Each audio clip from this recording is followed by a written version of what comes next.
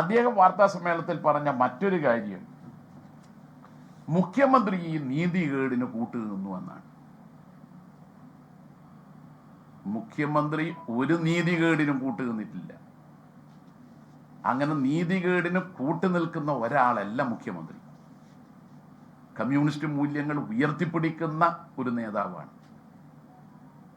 മാത്രമല്ല, സ്ഥാനാർത്ഥി നിർണയ ഘട്ടത്തിൽ മുഖ്യമന്ത്രിയോ പാർട്ടിയുടെ സംസ്ഥാന സെക്രട്ടറിയോ ഒരാളും ജില്ലയിലെ സ്ഥാനാർത്ഥി നിർണയ കാര്യത്തിൽ ഇടപെട്ടിട്ടുമില്ല.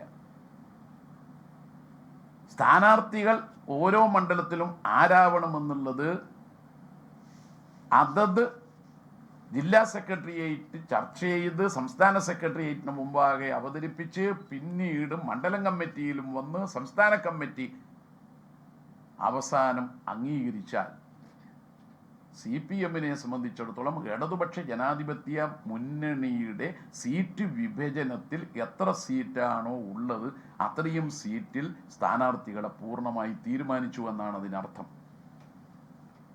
അതിന്മേൽ വ്യത്യസ്തമായ യാതൊരു ചിന്തയും പാർട്ടിയിലില്ല. ഇപ്പോൾ ഇവിടെ പറഞ്ഞല്ലോ, മലപ്പട്ടത്ത് ഈ വർഗവഞ്ചകനെതിരായി നടന്ന ജനകീയ പ്രതിഷേധമില്ലേ, ഇന്നലെ 3 ഇടങ്ങളിൽ നിന്ന് നടന്ന ജനകീയ പ്രതിഷേധത്തിൽ, ആ പ്രതിഷേധത്തിൽ TK ഗോവിന്ദൻ മാസ്റ്ററുടെ ബന്ധുക്കളടക്കം പങ്കെടുത്തു. എന്തുകൊണ്ടത് പങ്കെടുത്തത്? അങ്ങനെ പങ്കെടുക്കുന്നതിന് കാരണം പാർട്ടി കൈക്കൊണ്ട തീരുമാനം ശരിയാണ്. ഗോവിന്ദൻ മാസ്റ്റർക്ക് സ്ഥാനാർത്ഥി മോഹം ഉണ്ടായിരുന്നു. അതിനോട് മലപ്പട്ടത്തെ ജനങ്ങൾ യോജിക്കുന്നില്ല. ഇതിനു മുമ്പത്തെ ഒരു ചരിത്രം ഞാൻ പറയാം. ഇന്ന് അദ്ദേഹം കോൺഗ്രസിനോടൊപ്പം പോകാനാണല്ലോ നോക്കുന്നത്. കോൺഗ്രസിൻ്റെ പിന്തുണ തേടിയിട്ടാണല്ലോ സണ്ണി ജോസഫുമായി ചർച്ച നടത്തിയത്. ഇപ്പോൾ പറഞ്ഞു കേൾക്കുന്ന കാര്യം, തളിപ്പറമ്പിൽ കോൺഗ്രസ് നിർത്താൻ ആലോചിച്ച സ്ഥാനാർത്ഥിയെ ധർമ്മടത്ത് നിർത്താൻ ആലോചിക്കുന്നു എന്നാണ്. അപ്പോൾ അതിനർത്ഥം കോൺഗ്രസിൻ്റെ ബാനറിൽ UDF-ൻ്റെ പിന്തുണയോടെ ഗോവിന്ദൻ മാസ്റ്റർ തളിപ്പറമ്പിൽ മത്സരിച്ചേക്കുമെന്നാണ്. അദ്ദേഹത്തിൻ്റെ വാർത്താ സമ്മേളനത്തിൽ പറഞ്ഞ ഒരു കാര്യം, ഞാൻ പാർട്ടിയോട് ചോദിച്ചു എന്താണ് എനിക്ക് അയോഗ്യത എന്ന് പറഞ്ഞാൽ അതിൻ്റെ അർത്ഥം എന്താ? സ്ഥാനാർത്ഥി മോഹം ഉണ്ടെന്നല്ലേ അദ്ദേഹം പറഞ്ഞ്. പാർട്ടിയുടെ ജില്ലാ കമ്മിറ്റി അംഗങ്ങളോടും ഉയർന്ന നേതാക്കന്മാരോടും വ്യക്തിപരമായി അദ്ദേഹം കമ്മിറ്റി കഴിഞ്ഞപ്പോൾ, നിങ്ങളൊന്നും കമ്മിറ്റിയിൽ എൻ്റെ പേര് പറഞ്ഞില്ലല്ലോ, എനിക്ക് വല്ലാതെ വേദനയുണ്ടായി എന്ന് പറഞ്ഞാൽ അതിൻ്റെ അദ്ദേഹത്തിന് സ്ഥാനാർത്ഥി മോഹം ഉണ്ടായി എന്നല്ലേ.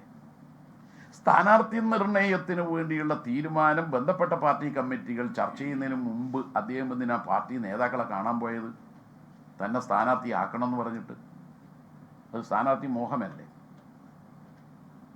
യഥാർത്ഥത്തിൽ ഗോവിന്ദൻ മാസ്റ്റർ എന്ന് പറയുന്ന ഒരു കമ്മ്യൂണിസ്റ്റ് നേതാവിന് അർഹതയിൽ കൂടുതൽ വിവിധ തലങ്ങളിൽ സ്ഥാനമാനങ്ങളും പദവിയും പാർട്ടി സ്ഥാനവും നൽകിയതിന് ശേഷം ഇങ്ങനെയൊരു നിലപാട് സ്വീകരിക്കാൻ പാടുള്ളൂ.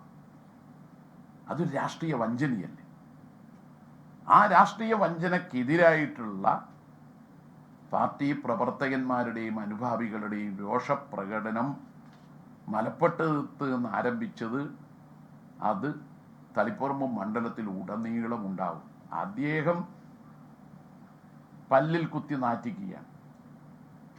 അദ്ദേഹം തളിപ്പറമ്പ് മണ്ഡലത്തിൽ ശ്യാമള ടീച്ചറെ തോൽപ്പിക്കാൻ വേണ്ടി കോൺഗ്രസുമായി ചേർന്ന് രാഷ്ട്രീയ വഞ്ചനയിൽ ഏർപ്പെടുകയാണ്. പക്ഷേ കമ്മ്യൂണിസ്റ്റുകാർ പാർട്ടിയെ തകർക്കാൻ വേണ്ടി ഏത് കൊലകൊമ്പൻ വന്നാലും അവർക്കെതിരെ പാർട്ടിയെ സംരക്ഷിക്കാൻ ഒറ്റക്കെട്ടായി ഇറങ്ങും. അതാണ് ഭൂതകാല ചരിത്രം. അതിന് മലപ്പട്ട ഒരു ഉദാഹരണമാണ്.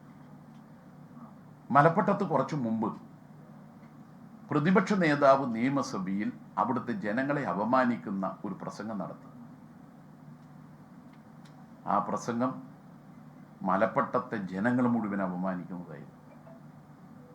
അതിനെതിരെ ഒരു ആത്മാഭിമാന സദസ്സ് മലപ്പട്ടത്ത് നടത്തി.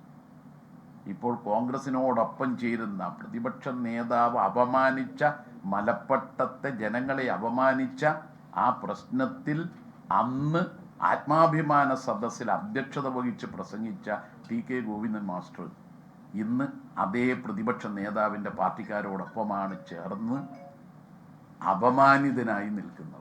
ലോകത്തെവിടെയായാലും ഏത് സമയത്തും 24 വാർത്തകളും ഓഗ്മെന്റഡ് റിയാലിറ്റി പാക്കേജുകളും എക്സ്പ്ലെയിനറുകളും വിശദമായി കാണാൻ ഞങ്ങളുടെ യൂട്യൂബ് ചാനൽ നിങ്ങൾക്ക് സബ്സ്ക്രൈബ് ചെയ്യാം.